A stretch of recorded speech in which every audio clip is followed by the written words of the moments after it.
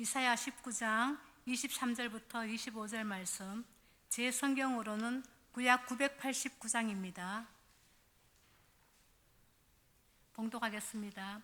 그날에 애굽에서 아수르로 통하는 대로가 있어 아수르 사람은 애굽으로 가겠고 애굽 사람은 아수르로 갈 것이며 애굽 사람이 아수르 사람과 함께 경배하리라. 그날에 이스라엘이 애굽 및 아수르와 더불어 셋이 세계 중에 복이 되리니 이는 만군의 여호와께서 복 주시며 이르시되 내 백성 애굽이여 내 손으로 지은 아수르여 나의 기업 이스라엘이여 복이 있을지어다 하실 것임이라. 아멘.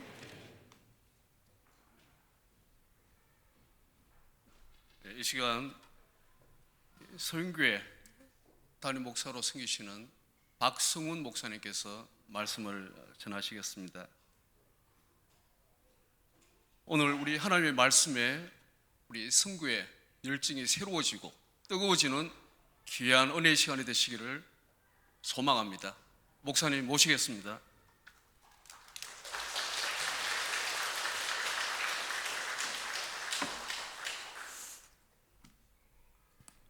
반갑습니다. 별로 안 반가우신가 보네요. 네. 제가 지금 마음이 스바 여왕 같은 마음입니다. 남부 교회에 대해서 소문만 들었는데 제가 직접 와서 보니 그 소문보다 더하다라는 생각을 지금 하게 됩니다. 오늘 이 귀한 선교 헌신 예배에 또 불러주신 우리 또 존경하는 이재범 목사님과 또 남부교회 모든 성도님들께 감사를 드리며 이 시간을 통해서 하나님께만 영광 올려드리고 또 우리 마음 가운데 선교의 불이 붙는 놀라운 은혜의 시간 되시기를 주님의 이름으로 축원합니다. 제가 이 질문으로 한번 시작을 해볼까요? 9월 21일이 무슨 날인지 아십니까? 9월 21일 정말 중요한 날인지 혹시 모르시겠습니까? 9월 21일은 유엔이 지정한 세계 평화의 날입니다. 전 세계의 폭력과 전쟁이 중단되는 날이에요. 유엔은 이 세계 평화의 날 모든 국가, 모든 국민들에게 적대 행위를 중지하고 평화를 기리도록 했습니다. 올해로 벌써 46년째예요. 이 날이 처음 제정되던 1981년 당시는 동서냉전이 극에 달했던 시대였습니다. 이때 유엔이 세계 평화의 날을 정했고 1986년을 세계 평화의 해로 정했어요. 세계 평화의 해 첫날 아침에 미국과 소련은 세계 역사상 최초로 상대국의 평화의 메시지를 전했습니다. 핵 전쟁을 방지하고 서로 협력해서 평화를 이루어가자, 서로가 그렇게 공포를 냈어요. 하지만 지금 여러분 어떻습니까? 세계 평화가 이루어졌습니까? 전쟁이 사라졌습니까? 아니요. 러시아와 우크라이나 전쟁이 벌써 5년째 되고 있고요. 미국, 이스라엘 그리고 이란과의 전쟁으로 인해 가지고 수천 명의 사망자가 생겼어요. 지금도 살얼음판 위를 걷고 있죠. 한국은 북한의 핵 위협 속에서 살아가고 있습니다. 얼마 전에도 동해상에 또 미사일을 쏘지 않았습니까? 과연 이 땅에 평화가 가능하겠습니까? 여러분, 이 세계에 평화가 가능할까요? 오늘의 현실을 보면 불가능할 것 같습니다. 꿈만 같아요. 그런데 이사야는 그 꿈 같은 일을 예언하고 있습니다. 동북아의 평화뿐만 아니라 중동의 평화뿐만 아니라 온 세계 이 지구촌의 평화에 대해서 지금 이야기하고 있는 거예요. 23절 우리가 읽은 말씀 다시 한번 보십시오. 그날에 애굽에서 아수르로 통하는 대로가 있어 아수르 사람은 애굽으로 가겠고 애굽 사람은 아수르로 갈 것이며 애굽 사람이 아수르 사람과 함께 경배하리라. 그러니까 애굽과 이스라엘의 남쪽에 있는 애굽과 북쪽에 있는 아수르 사이에 대로가 열려서 하이웨이가 뚫릴 것이라고 이야기하죠. 단순히 교통과 어떤 무역을 위한 그런 대로가 아니라 이 말씀 끝부분에 보면 뭐라고 나와요? 경배하리라, 함께 경배하리라. 예배의 대로가 펼쳐진다는 거예요. 하지만 당시의 상황에서는 꿈만 같은 이야기였습니다. 그 당시에 애굽이 고대 근동을 지배하고 있었거든요. 아수르는 점점 세력을 키워가고 있었습니다. 그 애굽과 아수르 사이에서 이스라엘은 눈치를 보며 그렇게 살고 있었어요. 고래 싸움에 새우등 터진다고. 이스라엘이 그 상황이었습니다. 애굽과 아수르가 서로 으르렁대고 있는데 이사야 선지자가 그 사이에 예배의 대로가 펼쳐져서 오고 가는 모든 사람이 한 마음으로 하나님을 예배하게 될 것이라고 예언한 거예요. 그리고 24절을 보면 그날에 이스라엘이 애굽 및 아수르와 더불어 셋이 세계 중에 복이 되리니 말씀하죠. 여러분, 이스라엘과 애굽과 아수르가 함께 하나님을 예배하는 가운데 그 세 나라가 복 중에 복이 된다는 것입니다. 중동 지역 전체가 복덩어리가 된다는 거예요. 지금 중동이 난리지 않습니까? 중동 전문가들은요, 중동 지역의 어떤 평화에 대해서 상당히 비관적입니다. 그 이야기가 엄청 복잡해요. 중동의 분쟁은 유대인들이 고국 팔레스타인 땅에 그들만의 국가를 세우겠다는 시오니즘 운동으로부터 시작되었어요. 유럽에 흩어져 있던 유대인들이 팔레스타인 땅으로 귀국하면서 이주하면서 아랍 사람들과 그곳에 살던 사람들과 갈등이 일어난 겁니다. 4번에 걸친 그 중동 전쟁을 통해서 이스라엘이 팔레스타인 땅 대부분을 차지하게 되었어요. 그러니까 그 땅에서 원래 살던 사람들이 쫓겨나면서 다시 그 땅을 회복하고 싶은 겁니다. 계속해서 크고 작은 전쟁이 계속해서 일어나는 거예요. 이 지역에서 팔레스타인 사람들이 난민으로 전락했습니다. 그러니까 역사적, 지역적, 종교적, 영토적 모든 부분에서 뿌리 깊이 얽혀있는 이들의 갈등은 쉬운 문제가 아니에요. 그런데 오늘 말씀에서 뭐라고 얘기합니까? 이들이 함께 공존하면서 세계 중에 복이 된다라고 이야기를 해요. 기적 중에 기적입니다. 여러분, 이것이 어떻게 가능하겠어요? 중동 지역 전체가 하나님을 예배하고 복덩어리가 된다는 이 이사야의 예언을 우리가 어떻게 이해하고 이 예언이 어떻게 이루어질 수 있겠습니까? 25절이 그 답을 주고 있어요. 이는 만군의 여호와께서 복주시며 이르시되 내 백성 애굽이여 내 손으로 지은 아수르여 나의 기업 이스라엘이여 복이 있을지어다 하실 것임이라. 여러분, 이 말씀이 여러분 이해되십니까? 만군의 여호와께서 복을 주신다라는 것은 이해가 되죠. 복 주시는 하나님이니까. 그런데 그 하나님이 이스라엘에 복을 주시는 것은 우리가 이해할 수 있는데 애굽에도 복을 주신다는 거예요. 애굽이 어떤 나라입니까? 이스라엘 백성들을 400년 동안 압제한 나라예요. 아수르가 어떤 나라예요? 북이스라엘이 그 아수르에 의해서 초토화됐습니다. 멸망당했어요. 그런데 이스라엘뿐만 아니라 애굽과 아수르까지 복덩어리가 되겠다. 왜 그렇습니까? 그들을 향해서 내 백성, 내 손으로 지은 자라고 말씀하시는 거예요. 하나님은 이스라엘의 하나님만이 아니라 애굽의 하나님도 되시고 아수르의 하나님도 되시고 하나님께서 지으신 그 모든 만물의 하나님이시기 때문입니다. 여러분, 이스라엘은 증인 역할이었어요. 하나님께서 세우신 계획하신 그 구원 역사, 그 계획 가운데 하나님께서 택하셔서 하나님의 역사를 증언하는 증인 역할을 맡기셨습니다. 하나님의 놀라운 구속 역사를 체험하고 그것을 증거하는 역할이었어요. 천지 만물의 주권자이신 하나님은 모든 민족, 그러니까 모든 열방을 향한 주권적인 계획을 가지고 계시는 거예요. 그렇기 때문에 하나님의 복은 이스라엘뿐만 아니라 애굽에도 북쪽에 있는 아수르에도 임하는 겁니다. 그렇게 온 세계, 온 열방이 하나님을 예배하는 평화 공동체를 이루는 거예요. 여러분, 이 일이 언제 일어나겠습니까? 언제 이 예언이 이루어질까요? 오늘 말씀 읽으시면서 혹시 눈에 들어오셨습니까? 그날에입니다. 그날에. 이사야 19장을 보면 그날에 라는 표현이 5번이나 나와요. 16절, 18절, 19절, 그날에.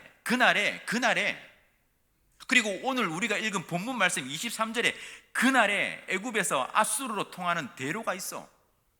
24절에도 그날에 이스라엘이 애굽 및 아수르와 더불어 셋이 세계 중에 복이 되리니. 그날입니다. 그날. 그날이 어떤 날입니까? 예수님께서 이 땅에 오시는 날이에요. 하나님의 아들 예수 그리스도께서 왕으로 이 땅에 오시는 그날 이 평화가 이루어진다는 겁니다. 여러분, 예수님은 이미 이 땅에 초림하셨죠. 이 땅에 왕으로 오셨습니다.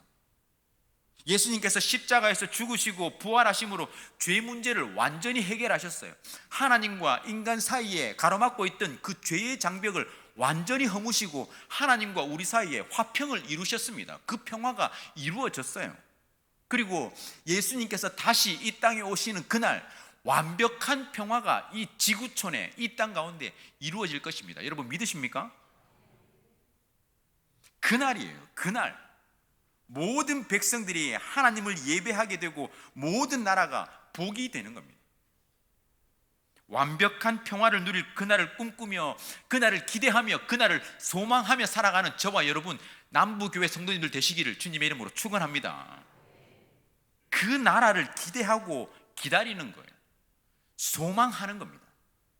자, 그러면 그 나라를 기다리는데 그냥 아무것도 안 하고 그냥 기다리면 됩니까? 어때요? 그냥 시간 가는 대로, 시간 흘러가는 대로 그냥 기다리기만 하면 될까요? 이사야 60장 1절은 이렇게 말씀합니다. 우리 다 같이 한번 읽어볼까요? 시작.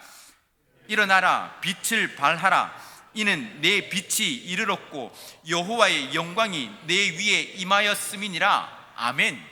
여러분, 지금 이 말씀을 누구에게 하고 계실까요? 누구에게 주시는 말씀입니까? 바로 하나님의 택한 백성들, 우리에게 일어나라, 빛을 발하라 말씀하시는 거예요. 그런데 여러분 생각해 보세요. 그 빛은 우리의 빛이 아닙니다. 우리에게 일어나라 하고 빛을 발하라 말씀하시지만 그 빛은 우리의 빛이 아니에요. 그 말씀을 다시 한번 보십시오.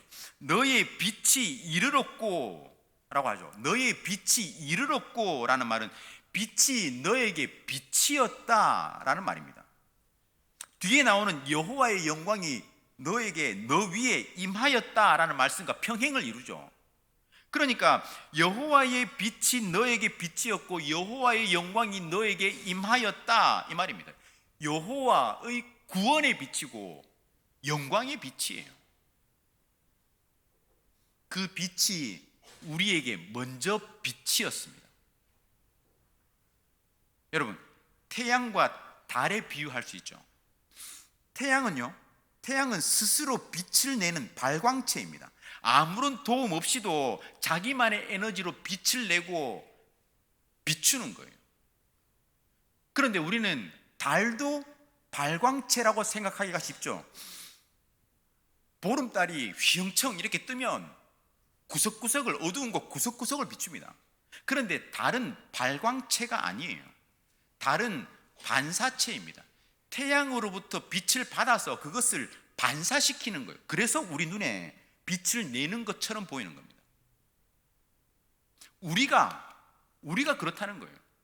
우리가 가진 빛으로 비추는 게 아니라 우리가 먼저 구원의 빛이 우리에게 빛이었고 그 빛을 반사시켜서 열방 가운데, 세계 가운데 그 빛을 비추는 거예요.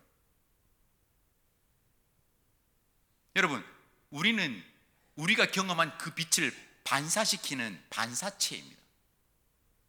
하나님께서 주신 것으로 비추는 거예요. 내 것으로 비춘다라고 생각하면, 내 것으로 준다라고 생각하면 아까워서 못 줍니다. 선교할 때 그렇죠.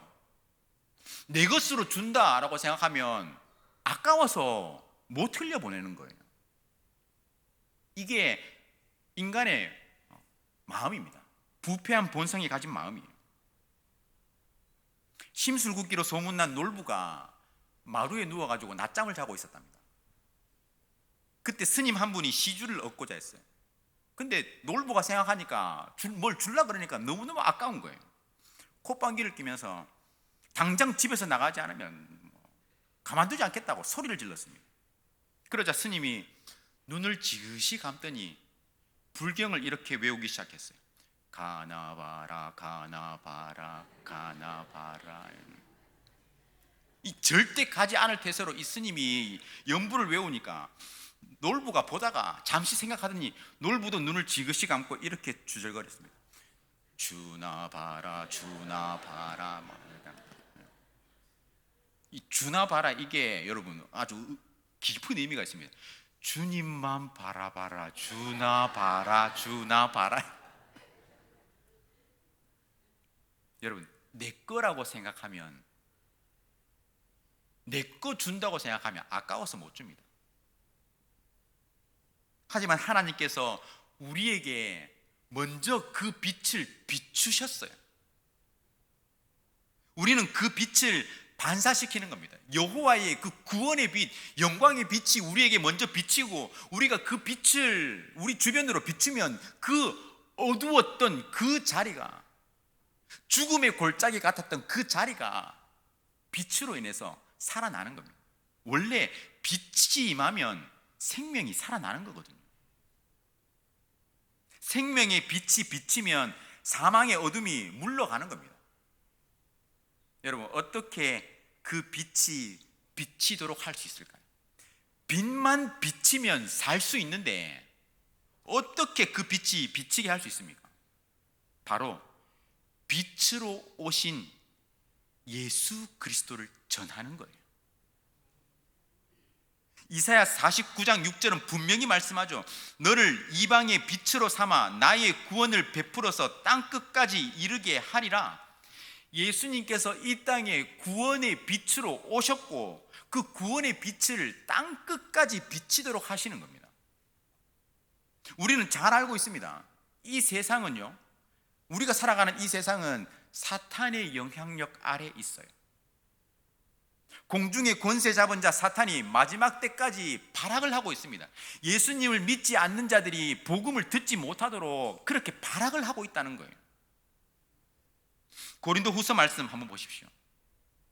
그 중에 이 세상의 신 사탄이 믿지 아니하는 자들의 마음을 혼미하게 하여 그리스도의 영광의 복음의 광채가 비치지 못하게 함이니, 사탄이 그 복음의 빛이 비치지 않도록 그 빛을 가리기 위해서 최후의 발악을 하고 있는 거예요. 시커멓고 두꺼운 그 커튼으로 복음의 빛이 비치지 못하도록 가로막고 있는 겁니다. 온갖 수단과 방법을 다 동원해서 막으려 하는 거예요. 여러분, 그러면 우리는 어떻게 해야 됩니까? 그 사탄이 막고 있으니까, 발악을 하고 있으니까 우리는 어쩔 수 없네. 그냥 손 놓고 하나님께서 하시겠지. 여러분, 기다릴까요? 바다 요정 이야기가 있어요. 바다에 사는 요정들이 배가 지나갈 때마다 노래를 불러가지고 뱃사람들을 유혹했어요. 요정들의 감미로운 노래소리에 홀린 그 뱃사람들이 그 노래소리를 듣고 자기도 모르게 바다로 그냥 뛰어드는 겁니다. 아무도 그 요정의 유혹을 피할 수가 없었어요. 그런데 그 바다를 무사히 항해한 한 배가 있었습니다. 요정들의 노래가 들려오기 시작하니까 뱃사람들이 거기다가 대고 더 크게 노래를 불렀던 거예요. 요정들의 노래소리가 커지면 뱃사람들은 더 크게 외쳤습니다. 그렇게 무사히 바다를 항해할 수 있었다는 거예요.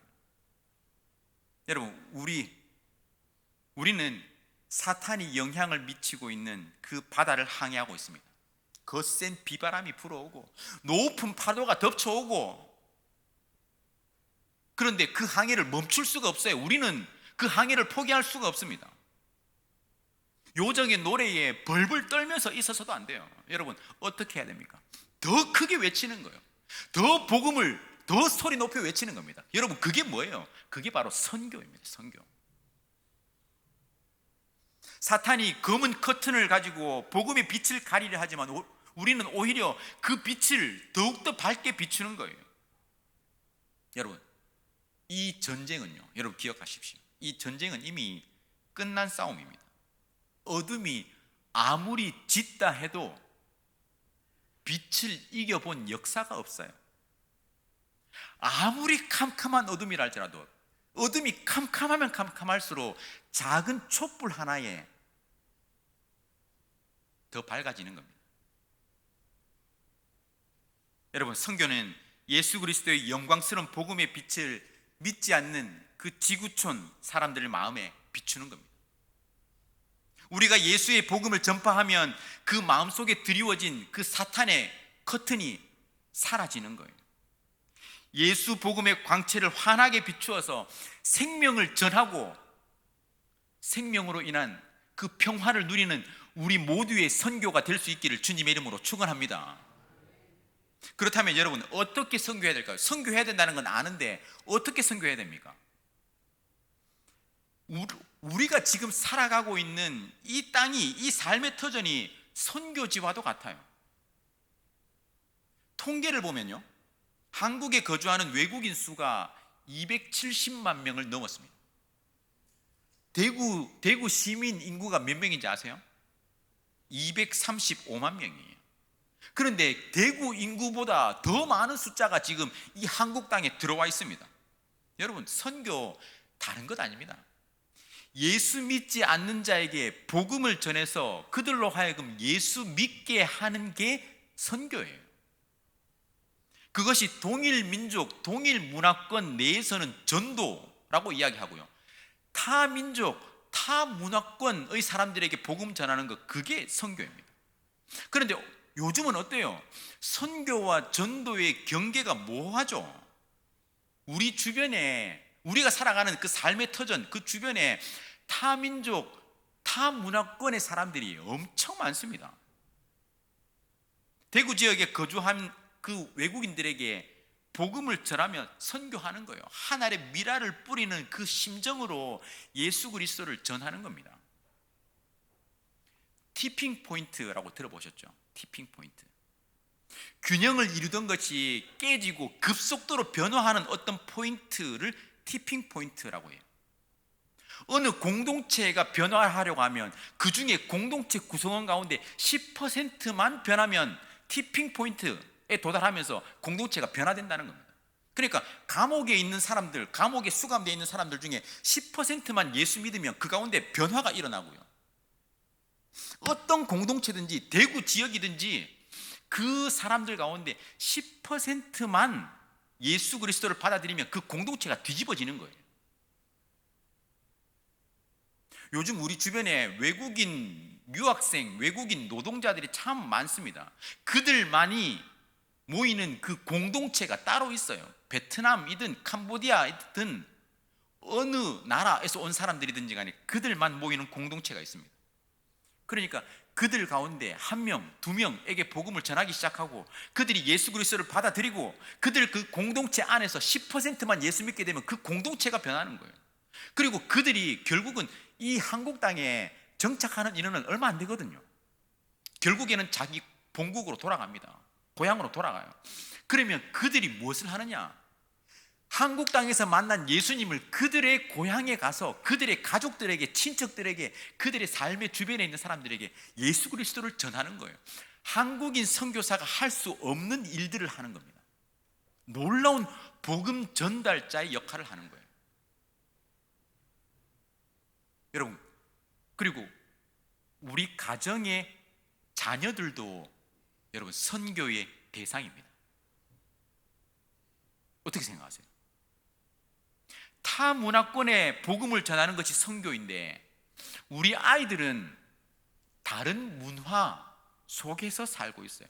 우리는 지금 지구에서 살고 있죠. 우리 아이들은 안드로메다에서 왔습니다. 그러니까 서로가 지금 대화하는 게 서로 다르죠. 얘가 도대체 무슨 말 하는지, 저희 집에 애가, 큰 애가 고등학교 2학년이고 둘째 애가 중학교 2학년인데요. 얘들하고 이야기해보면 이미 세상을 바라보는 시각이 달라요. 조금만 부딪히면 걔들은요, 안드로메다로 떠나버립니다. 자기 고향으로.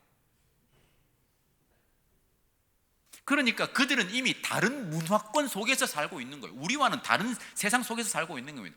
그 아이들도 우리의 선교의 대상이에요. 그 아이들에게, 우리 주변에 있는 외국인 노동자, 외국인 유학생들에게 복음 전하는 거, 그거 여러분 선교입니다. 그리고 선교나 전도나 모두 마찬가지예요. 단순히 우리의 말이 아닌 삶으로 전하는 겁니다. 삶으로.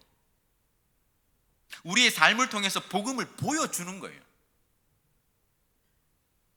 미국 복음주의 진영에 아주 영향력 있는 지도자 짐 월리스는 이렇게 말했습니다. 대학생 시절 캠퍼스 안에 있는 거의 모든 기독교 그룹을 통해 복음을 들었지만 나는 예수님을 믿지 않았다. 나는 그들에게 지금의 교회를 보고 어떻게 예수를 믿을 수 있나라는 반응을 보였다. 그들은 교회를 보지 말고 예수님을 보라고 답했다. 교회를 보지 말고 예수님을 보라는 이 말은 교회 역사상 가장 슬픈 말이다. 사람들은 우리가 사는 모습을 보고 복음이 어떤 것일까 이해하기 시작하기 때문이다. 이해가 되시죠? 사람들은요, 예수 믿는 사람들, 우리가 어떻게 사는지 그 모습을 보고 하나님을, 예수님을 알게 된다는 거예요.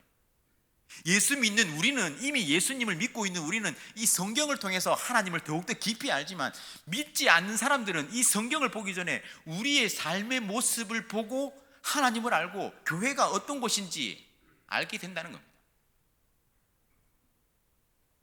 그러니 우리의 삶이 전도지입니다. 교회에서 복음 전하기 위해서 전도지 정말 정성스럽게 만들지 않습니까?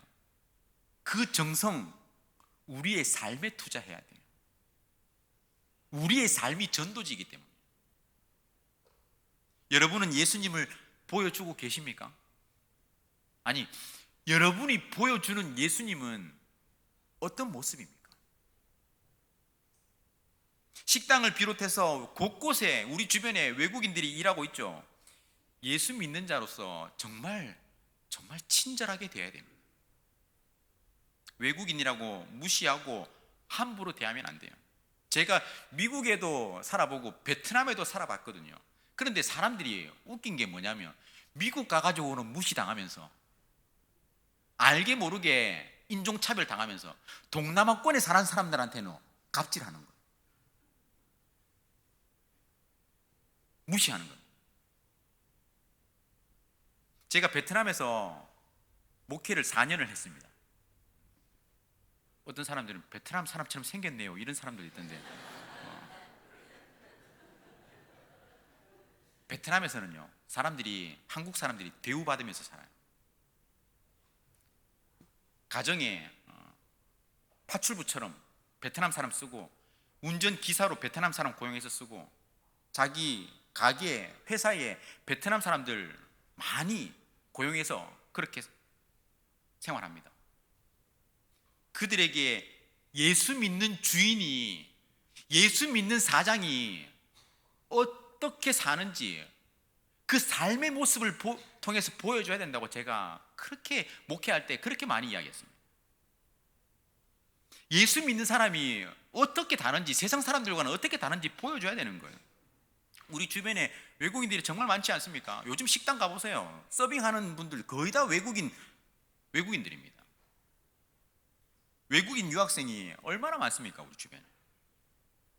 예전에 그 개그 콘서트에 이런 코너가 하나 있었어요. 외국인 노동자 블랑카라고, 여러분 기억하시는지 모르겠습니다. 블랑카, 이 사람이 말을 좀 어눌하게 하면서 우리 사장님 나빠요 막 이렇게 막 이야기하는 거예요. 기억나시는지 모르겠습니다. 여러분 주위에 있는 사람이, 여러분의 회사에서 일하고 있는 그 외국인 노동자가 우리 사장님 나빠요. 그 아줌마 너무너무 못됐어요. 이러면서 나 그 아줌마 가는 교회 안 가요. 그런 일이 있으면 안 되는 거예요. 그건 예수 그리스도의 복음의 광채를 가리는 일입니다. 우리가 오히려 그 역할을 하는 거예요. 사탄이 커튼을 두껍고 시커먼 커튼을 치는 것처럼 우리가 그 역할을 하는 거예요. 아주 유명한 영상이 하나 있습니다. 제가 이 영상을 보여드릴까 말까 고민하다가 넣었는데 영상 하나 한번 보시죠. 왜? 여보세요? 예, 사장님. 여보세요? 네, 사장님, 오스틴입니다. 오스틴입니다, 오스틴. 집에 잘 도착했어? 아니, 사장님, 왜 또 이렇게 말해주세요? 맛있게 먹어, 딸내미랑. 와이프랑. 아이고. 나중에 그쪽에 가면 저녁 때나 갈 일 있으면 전화할게. 그래서 하면 저 뒤에 형님들 소개시켜 줄 테니까 얼굴 알아놔두면 좋잖아. 동네 사는데. 사장님, 감사합니다. 그래요. 잠깐, 우리 세라. 안녕하세요. 이거 받았어요. 저녁에. 안녕하세요. 네.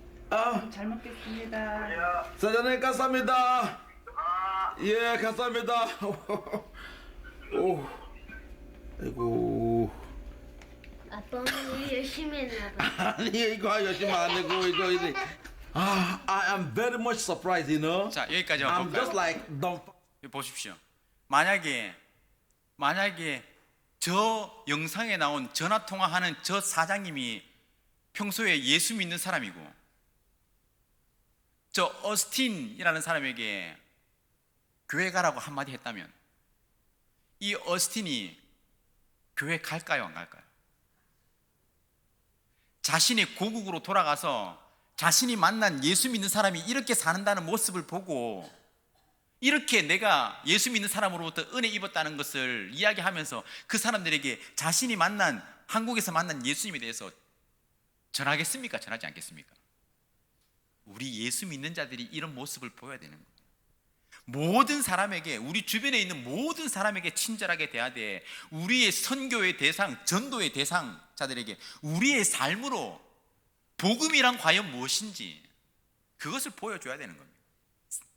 단순히 입술의 말이 아니라 삶이에요. 여러분의 입술과 행실로 복음의 빛을 비추며 살아가시기를 주님의 이름으로 축원합니다. 그게 믿는 자의 삶이거든요. 선교하는 자의 삶입니다. 우리에게는 선교를 위한 막중한 사명이 있어요. 남부교회도 지금까지 그 선교의 사명을 열심히 다해왔고 지금도 열심히 하고 있는 줄 압니다. 그런데 은혜 주신 만큼 더 흘려보내야 돼요. 어떤 분은 이렇게 이야기하는 분도 있습니다. 목사님, 지금 먹고 살기도 바쁜데 무슨 선교입니까? 코로나 시기를 지나면서 모두가 경제적인 어려움을 겪고 있고 예전만큼 그렇지도 그런 상황도 참 어려운데 지금 교회 나오는 것만 해도 감사하게 생각해야지 무슨 선교입니까? 여러분, 상황과 환경으로 핑계 대서는 안 됩니다. 그 상황과 환경이 어떠하든지 작은 일에 충성할 때, 최선을 다할 때 하나님께서 더욱더 큰 것으로 우리 가운데 맡기시는 거예요. 아멘을 크게 안 하시네요. 원래 선교, 헌신 이거 이야기하면 아멘 잘 안 하거든요. 우리 교회도 마찬가지, 저희 교회도 마찬가지입니다. 여러분, 지금은 마지막 때이고요. 그 복음의 빛을 더욱더 밝게 비춰야 할 때입니다. 그 선교는 계속 되어야 돼요. 보내든지 가든지. 보내기도 하고, 요즘은요 보내기도 하고 가기도 해야 됩니다. 캐나다 토론토의 피플스 교회는요 선교하는 교회로 참 유명하거든요. 이 교회를 목회하는 스미스 목사님은 젊을 때 자신이 선교에 대한 비전을 가지고 선교지에 가겠다라고 소원을 했는데 하다 보니까 선교지로 못 갔어요. 대신에 이 목사님이 선교를 포기하지 않고 자신이 못 가는 대신에 보내는 데 더 열심을 냈습니다. 그래서 피플스 교회를 개척해가지고 300명의 선교사를 파송했어요. 이 스미스 목사님이 이렇게 말했습니다. 국내에도 할 일이 많은데 왜 굳이 해외에 나가 선교를 해야 합니까? 이런 질문을 받고 저는 이렇게 반문합니다. 왜 리빙스턴이 스코틀랜드에도 할 일이 많은데 스코틀랜드를 떠나 아프리카로 갔습니까? 왜 윌리엄 캐리가 영국에도 할 일이 많은데 영국을 떠나 인도로 갔습니까? 왜 저드슨이 미국에도 할 일이 많은데 미국을 떠나 버마로 갔습니까? 왜 사도 바울이 팔레스타인에도 복음을 더 전해야 하는데 유럽으로 갔습니까? 세계가 밭이기 때문입니다. 농부가 자기 밭에서 일할 때 작은 구석에서만 일하고 나머지 밭은 다 버려둡니까? 농부는 자기 밭 전체에서 일합니다. 세계라는 넓은 밭 전체로 나가서 일해야 합니다. 여러분, 한국도, 우리가 사는 한국도 세계라는 전체 밭에서 보면 한 구석입니다. 우리는 그 구석에서 또 다른 구석, 더 작은 구석, 대구라는 곳에서 지금 살고 있어요. 이미 우리가 살고 있는 삶의 터전이 선교지가 되었고요, 우리의 삶을 통해서 그 복음의 빛을 비춰야 합니다. 잘 비추느냐 못 비추느냐, 그 문제예요. 우리가 갈 수 없는 곳에는 갈 수 있는 사람을 대신 보내면 됩니다. 직접 선교도 하고 간접 선교도 하고 또 기도하면서 그렇게 우리에게 주신 선교의 사명을 감당하는 거예요.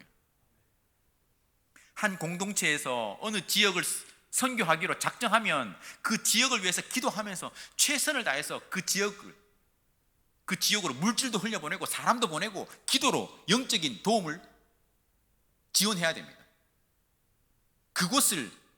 그곳에 복음의 빛, 영광의 빛을, 구원의 빛을 비추는 거예요. 그리고 다른 공동체는 또 다른 지역을 자신에게 주신 사명으로 알고 최선을 다해서 기도하면서 물질을 흘려보내고 사람을 그쪽으로 보내는 겁니다. 그렇게 세계 열방에 그렇게 복음의 빛을 비추는 거예요. 남부교회 보니까 5명의 파송 선교사, 여러 또 협력 선교사 열심히 선교하고 있죠. 여러분들은 그렇게 그 지역을 위해서 기도하면서 여러분들에게 주신 은혜, 그 물질을 계속해서 그곳으로 흘려보내면서 돕는 겁니다. 그리고 제가 섬기는 서영교회는요, 또 서영교회가 후원하고 있는 그 협력지, 그 선교지, 우리에게 주신 사명이라고 생각하고 그곳을 향해서 기도하면서 또 열심히 흘려보내는 거예요. 그렇게 세계 열방을 예수 그리스도의 제자 삼고 그곳에 복음의 빛을 비춰가는 거예요. 그게 여러분, 우리에게 교회, 하나님께서 부르신 택한 백성 전체에게 주신 사명입니다. 여러분에게 주신 사명, 여러분이 잘 끝까지 감당하고, 제가 섬기는 교회에 주신 사명은 또 우리가 끝까지 감당하고, 그렇게 하나님 나라를 더욱더 확장시켜 나가는 거예요. 여러분, 기억하시기 바랍니다. 우리가 가진 것 우리의 것 아닙니다. 은혜가 아니면 된 것이 아무것도 없습니다. 우리의 모든 물질과 재능과 삶을 그 전체를 통해서 하나님 나라가 확장되는 데 귀하게 쓰임 받을 수 있기를 주님의 이름으로 축원합니다. 우리가 그 통로가 되는 거예요. 여러분 보십시오. 고이면 썩지만 흐르면 맑아집니다. 여러분에게 주신 그 은혜를 여러분의 삶의 테두리 안에만 계속해서 가둬놓고 있으면 결국에는 썩게 되어 있어요. 냄새가 나게 되어 있습니다. 악취를 풍기는 거예요. 계속해서 흘려보내는 겁니다. 흘려보내면 하나님께서 더 많은 것으로 채워주시고 또 흘려보내고 또 더 많은 은혜를 경험하고, 이게 축복의 선순환, 은혜의 선순환이에요. 사랑하는 남북의 성도 여러분, 그 생명이, 우리가 먼저 경험한 그 생명이 우리 안에서 약동하고 주변으로 흘러갈 때에 그 복음의 능력을 경험하시기를 주님의 이름으로 축원합니다. 선교를 통해서 예수의 생명의 빛을 지구촌 구석구석에 흘려보내는 저와 여러분, 우리 모든 성도들이 되시기를 주님의 이름으로 축원합니다. 기도하겠습니다. 사랑과 은혜가 많으신